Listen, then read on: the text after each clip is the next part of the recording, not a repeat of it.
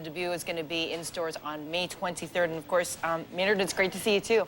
It's been a while. I saw you, what, a couple years ago? What was it? Lollapalooza? I think Lollapalooza right.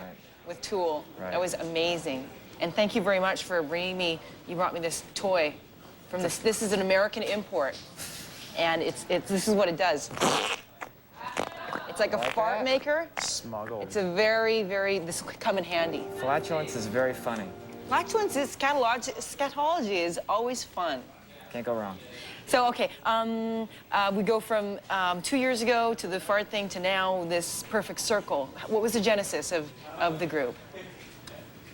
Quick synopsis. Roommates, heard his music. Roommates? Got involved.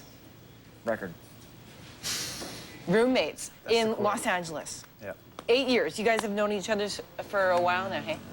93. Since 93, like actually. Yeah. And you were always like, were you sort of the roommate that was always in the bedroom, kind of like whittling away and doing stuff over there?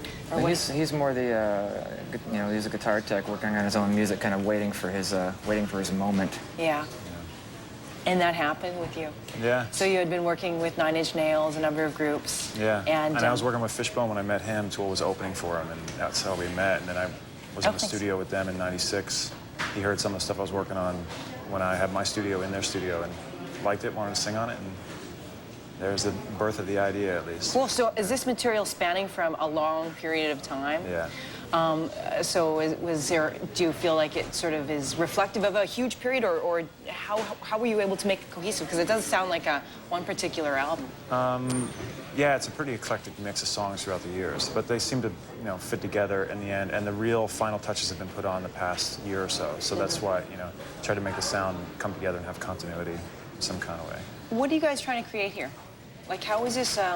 What areas are you able to explore that are new? That's new terrain for you these days? I think this record's, for me, has been a lot more personal, about more personal relationships for me. And it's just me reacting to his music. You know? Yeah. So I'm only speaking in terms of the lyrics and my reaction to the music, but it's more of an exploration of relationships, the whole cycle of relationships and relationships gone bad. That whole cycle of stages of forgiveness and healing, pretty much. Your work in the past has always been incredibly intensely personal, and you find this is even more personal. The stuff in the past has been more, kind of more left brain, esoteric, masculine in a more analytical, mechanical way. Not really a buff, you know, big-time wrestler kind of way. More like, So, like in the stuff with Tool, you were more sort of like piecing it together in a kind of like, yeah, okay, it's mentalized. this makes sense. This makes sense here. Okay, here. So this process is a lot different, hey? Much more intuitive, much more emotional, much more right brain, feminine. How was it easy for you to get to that place since you had sort of previously been working in it? No, yeah, the music takes you there. You just got to listen. Yeah, because the music does span a lot of different sounds, and it feels like different periods and also different cultures. And I was reading somewhere where you had originally imagined a woman fronting the band, a female voice. Why was that? It's just the music I liked and what inspired me and where I was going with it was like a more like heavy edge, more Pulse Cocteau Twins kind of sound, and I really had never even considered having a male vocalist until he had mentioned it, and quickly got over the fact in a couple of minutes after he brought it up. Yeah. Do you remember that point when you heard the music? Did you just call him over from across the room and say, listen to this stuff? No, I think he invaded my private space. I was watching Kids in the Hall episodes on videotape in our studio, and he was working on the computer in the background. And I actually turned off Kids in the Hall to go listen to what he was doing. And no bones about it, eh? Just kind of like, can I be in there? Well, I had to put on a dress. Yes, that's right. I had a sign on the door that... You were in a dress last time, too. Exactly. You had the prosthetic breasts and the whole... That was an amazing show. Those weren't prosthetic. Oh, that's right. That was the day that you had them. Stallone-style pump-ups. Yeah, just like... And I just thought, going back to the couple of years ago when I saw Tool performing, and I did not know what anima meant at that point with the word A-E-N-I-M-A was until a few, like about last year, a friend was telling me about Carl Jung and the idea of that everybody, say, for example, I, as a woman, have a male counterpart. That would be Animus. the animus, and every man would have a female counterpart being the female. So it's kind of this is an area that you've been interested in for a while. Yeah. What is it that, is it something that allows you to explore your own sort of, as you say, intuitive or sort of subconscious place that you're going? It's just a process of becoming a conscious being. If you explore all the stuff that you right away kind of avoid, somebody says, well, I don't like to think about that kind of stuff. Well, that's probably where you should concentrate, because the only way you can really evolve forward, I think, is to clean out the closet, do the spring cleaning.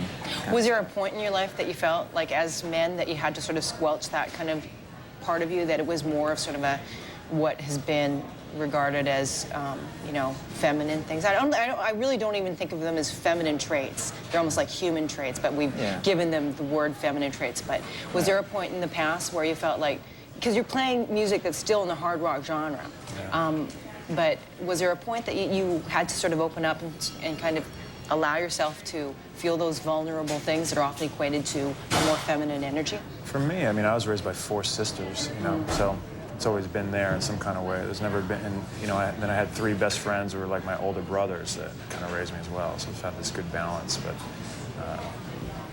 I don't even know if that has so much to do with it, but it's not like I had to be the tough guy wrestler, you know, something to prove all my life, you know what I mean? So the idea has been open to at least be irrational, emotional, and all those things. It's okay, you know, it's always been, it's hard not to be with 4 sisters around. Yeah, you have like a very, an energy that's very kind of, feels like all kind of like, you're not exuding any kind of one particular feel or what have you. I'm going to take a look right now at a little bit of a glimpse of the A Perfect Circle show in Detroit, so we can give the audience kind of an understanding of what you're doing here. Okay, so this was Detroit a few nights ago.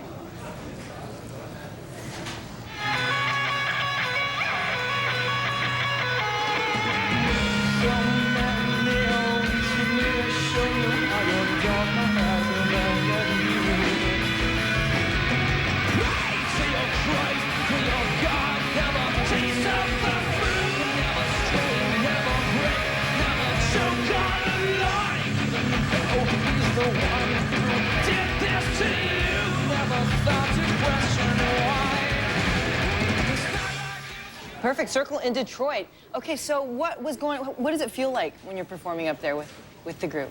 Well, oddly enough, that clip is probably, that song's probably the most masculine clip on the album, so it's not really a good example of what we were just talking about. Yeah.